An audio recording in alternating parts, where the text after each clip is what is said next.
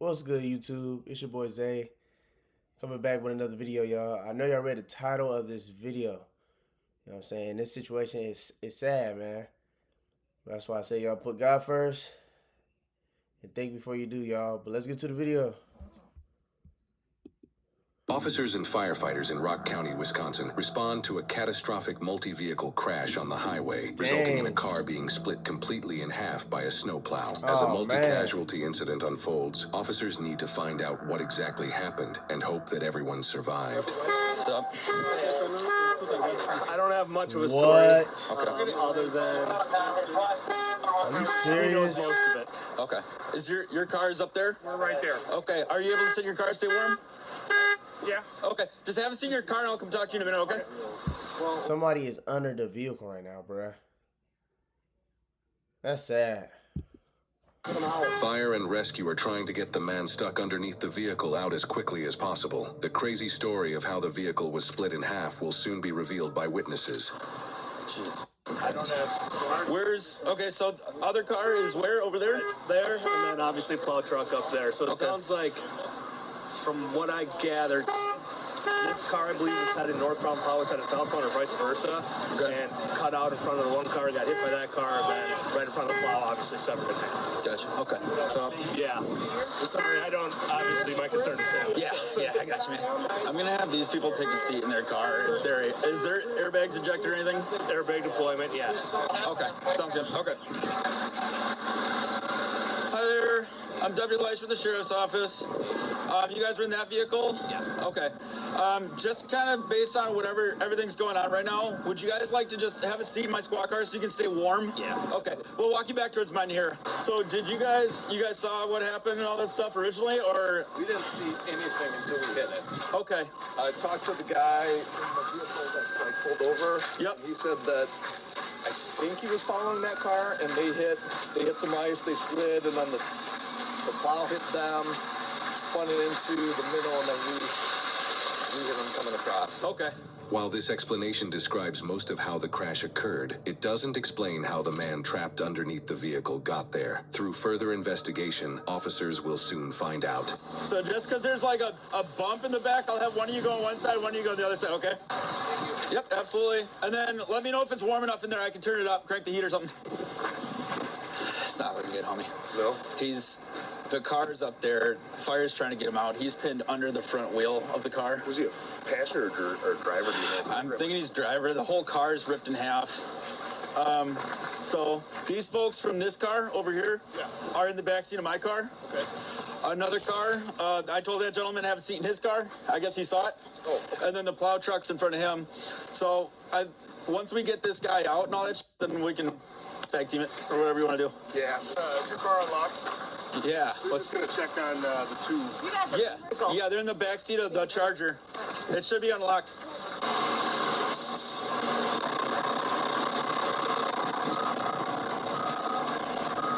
Wow. That's sad. Yeah, nobody else laying on this field, right? Look at the car. It's split in half, bro.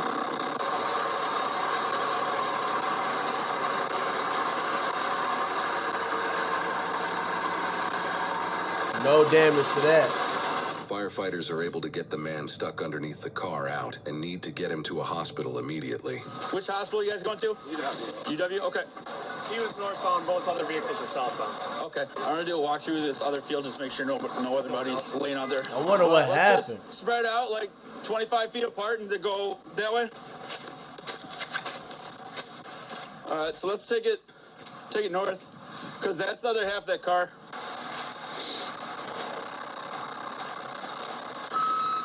I think those pieces are old, but there's a piece of the car out there.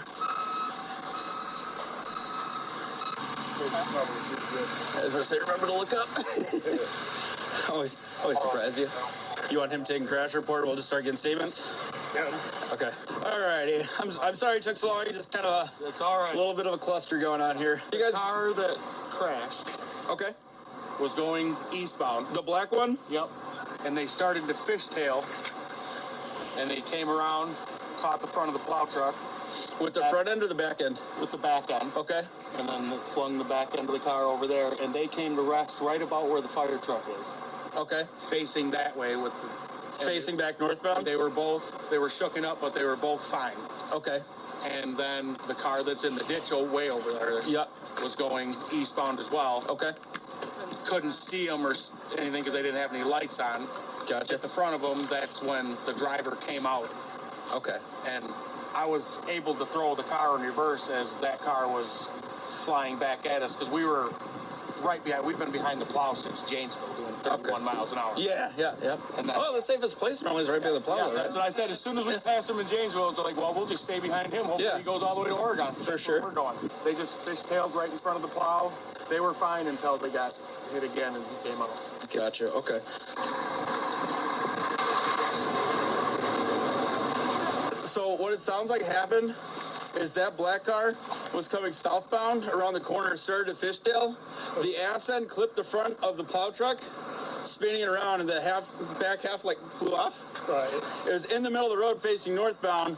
This car was still coming southbound. It didn't have any lights on it or anything like that, so they fucking clipped it. Did you figure out like what exactly happened, or did you get the whole They story? didn't have no lights on though. Okay. Dude was coming southbound. Yeah. Lost it. He said it looked like his rear end came out. Yeah. Caught the wing of the plow, and that's what ripped the vehicle apart. Yeah. And then BMW came along, didn't see it, and then just hit him. He was dead in the road. Yeah. And then it knocked him. That's what I got out of the Honda too, but it sounds like the driver of the Ford was out of the vehicle when the vehicle got hit again. So that kind of explained him being probably under the tire. Okay. So yeah, it's not ejected, but probably all going, holy crap, I just got in a crash. Yeah. Now that officers have the details of what happened, they need to do field sobriety testing to confirm no one was under the influence. However, when the officer returns to his vehicle to get the male and female from earlier, he's met with a surprise.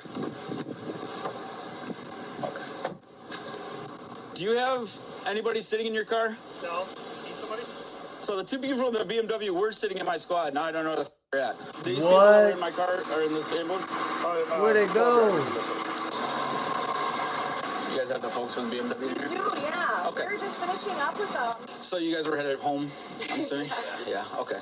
Where are you guys coming from tonight? Muskin Lounge on Monona Drive. Is that like a bar or something like that? Okay. Did you have any drinks or anything? She was drinking pretty good. I had a couple drinks, and then I had 2 or 3 Diet Cokes at the end of the night. So. Okay. Well, what do you typically drink, or what did you drink tonight? I had half a PBR, or like a third of a PBR. Okay. She's And then laughing. because I couldn't down it. Ain't nothing funny, bro. Like 1.5,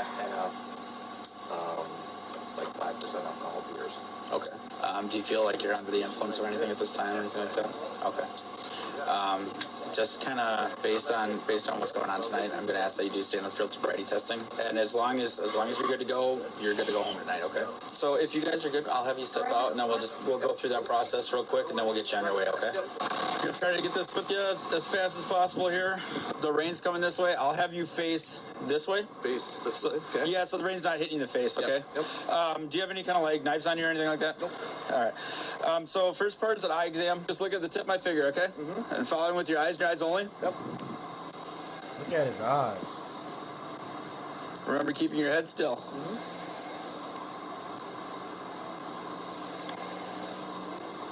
Okay. All right, so you can relax for a sec. Okay, so this next one's just a walking test, okay? Do you have anything going on with your ankles, knees, hips, injuries from the crash, or anything that would prohibit you from taking 9 steps heel to toe in a straight line? No. Okay. You're going to take 9 heel to toe steps in a straight line, and then 9 heel to toe steps on the way back. Count your about to steps fail. out loud. So 9 forward, 9 back. Yep. All right, you may begin when you're ready. And I count them on as I go? Yep, count them, looking at the tips of your toes. Okay. 1, 2, 3, 4, 5, 6, 7, 8, 9. So the left again? Yep. 1, 2, 3, 4, 5, 6, 7, Stumble. 8, 9. So the next one's going to be a balance test. Okay, so that's going to be raising 1 foot of your choosing for a duration of time. You're going to count 1001, 1002, 1003, and so on until you're told to stop. When Sergeant Shower tells you to begin, you may begin the test. Go ahead and begin. Okay. 1, 2, 3, 4, 5, 28, 29, nerdy. Okay. So the next portion I'm going to ask is a preliminary breath test. Would you be willing to do that? Absolutely. Okay. Now this is going to be like blowing a balloon. What I want you to do is take a deep breath in and it's a strong, steady blow. Okay. You can go ahead. Hold it. Sure. Okay. All right. Deep breath in and go. Blow harder, harder, harder. Keep going, keep going, keep going, keep going, keep going. All right, you're good. It clicked. Perfect. All right, so you know the legal drinking limit in the state of Wisconsin? 0.08. Correct. Do you believe you're above or below that? I believe I'm below. Okay. I believe you're below also. Can't see it. 0.012. Okay. So obviously, like you said, you had a couple drinks Well, about a couple that's hours good. ago. Yeah. You're not going to be placed in custody for OWI or anything like that tonight. I just had to verify based on the crash for all of our information. Okay. So as long as, do you have any questions for us or anything like that? I don't know. Okay. For better understanding of what happened, this car took a right turn onto the highway and began fishtailing due to icy road conditions. Then the plow that was passing hit the car, splitting it in half. The rear half went flying into the field, while the front half came to a stop in the road with the driver still inside unharmed. Dang. The driver then exited what was left of his vehicle, and at this point, due to low visibility, another vehicle containing the male who was field sobriety tested ran directly into it, throwing the front half as well as the driver into the field, trapping the driver underneath it. We were able to independently confirm that all involved parties survived. While it was confirmed that no one was under the influence while driving, under Wisconsin law, drunk driving is a non-criminal offense for the first 3 times caught. The state has among the highest rates of drunk driving fatalities in the Midwest. Whether it's weather conditions or deciding to get an Uber, it's extremely important to drive responsibly. What's more dangerous on a highway, speed or the moment you think the danger is? Well, that's good, y'all. You know what I'm saying? Everybody survived. That's good. But y'all, let me know down in the comments how y'all feel about this video, and I see y'all in the next video.